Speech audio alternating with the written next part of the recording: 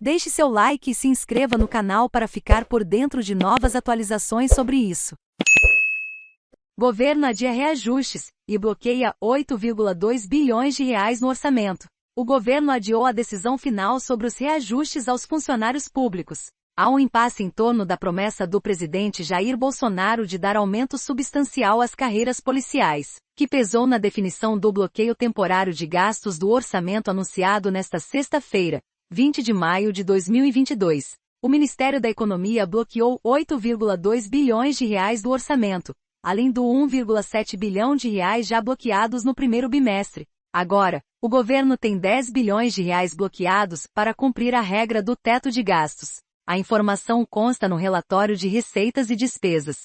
Eis a íntegra, 1 megabyte. Divisão do dinheiro, o governo prevê gastos maiores este ano com sentenças judiciais, 4,8 bilhões de reais, eventos climáticos adversos, 2 bilhões de reais, reabertura do Plano Safra em vigor, 1,1 bilhão de reais, e uma expansão do próximo Plano Safra, 1,1 bilhão de reais. A União projeta a redução de outras despesas na ordem de 900 milhões de reais. O saldo, 8,2 bilhões de reais. A equipe econômica deixou de fora da conta reajustes salariais, com custo superior a 1,7 bilhão de reais, valor já previsto no orçamento aprovado pelo Congresso.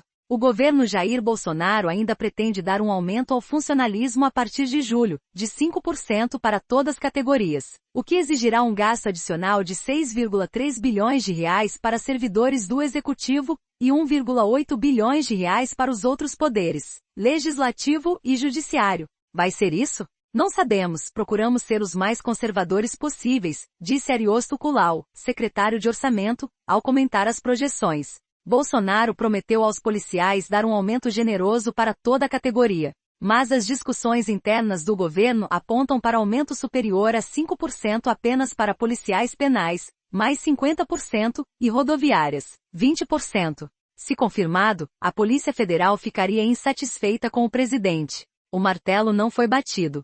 Se concedidos, o Ministério da Economia pode incorporar o impacto dos reajustes no próximo relatório de receitas e despesas, que será apresentado até 22 de julho. O secretário de Tesouro e Orçamento, Esteves Colnago, disse que o ideal é que a decisão seja tomada até junho. Até lá, terá que ser enviado um projeto de lei, PLN, para o Congresso para dar aumento de 5% para todo o funcionalismo.